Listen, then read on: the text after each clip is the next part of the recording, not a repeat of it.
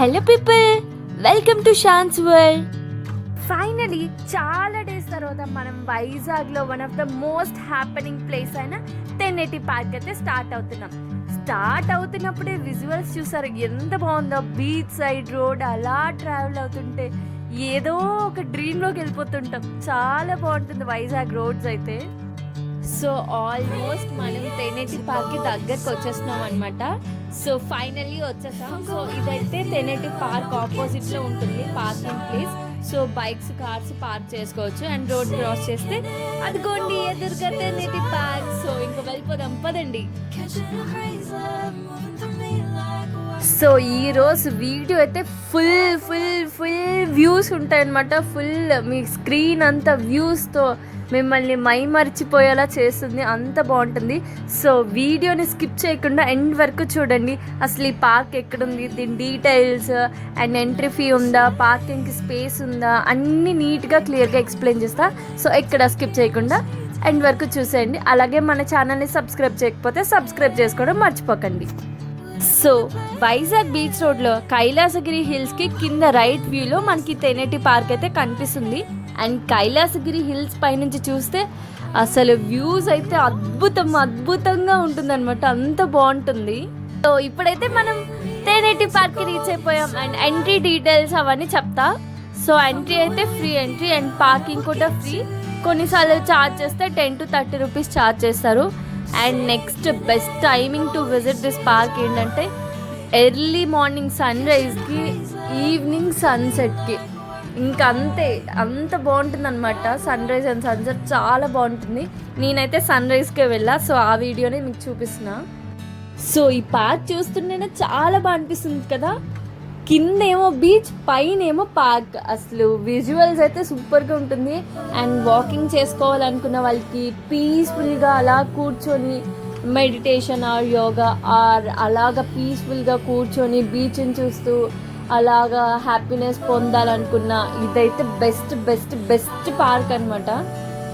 ఇప్పుడు వెళ్ళి నాకే ఇంత బాగా నచ్చేస్తుంటే డైలీ వైజాగ్లో ఉన్న వాళ్ళు ఈ పార్క్ విజిట్ చేస్తూ వాళ్ళు ఎంత ఆనందాన్ని పొందుతున్నారో అనిపిస్తుంది.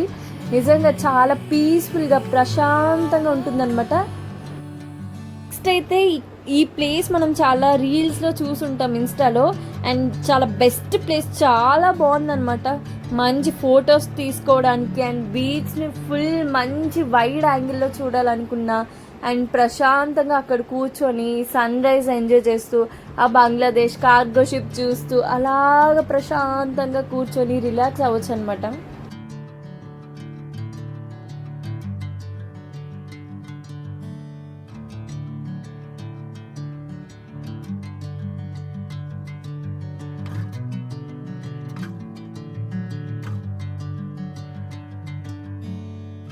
సో నేనైతే అలా మంచి ఫోటోలు తీసుకుంటూ అలా కిందకి దిగిపోయాను అనమాట బీచ్ చూద్దామని.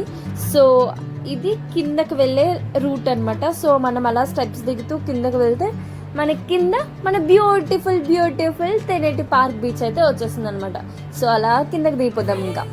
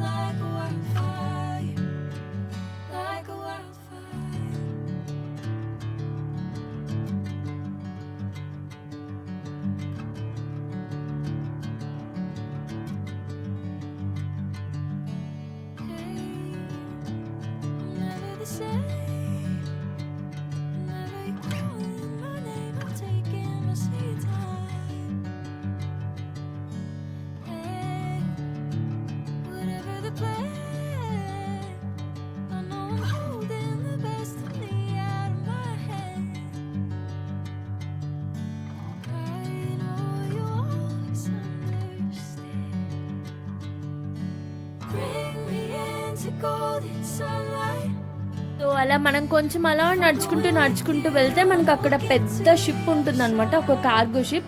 అది బంగ్లాదేశ్ షిప్ అనమాట. సో దీనికైతే చిన్న హిస్టరీ ఉంది. అక్టోబర్ 2020లో బే ఆఫ్ బెంగాల్లో వచ్చిన high pressure deep depression system వల్ల స్ట్రాంగ్ విండ్స్కి ఈ 3000 టన్ బంగ్లాదేశ్ వెజల్ అనమాట తన సిగ్నల్ కోల్పోయి బీచ్ వరకు డ్రిఫ్ట్ అయిపోయి ఇక్కడే గ్రౌండెడ్ అయిపోయింది అనమాట. సో ఇదైతే హెవీగా ఉండడం వల్ల ఇక్కడే ఉంచేసారనమాట.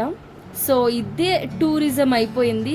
Vizag base local film is working to build a complete floating restaurants concept అనమాట. సో హై విజువల్ సెటప్, టెంపరీగా స్టాటిక్ హోల్డ్లో ఉన్న ఫోటోజానిక్ జోన్లో మాత్రం టాప్ క్లాస్ అసెట్లో మారిపోయింది ఈ షిప్.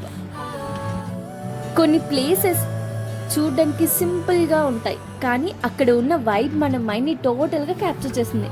అలాంటి ప్లేసెస్లో తెనేటి పార్క్ అనేది ఒకటి.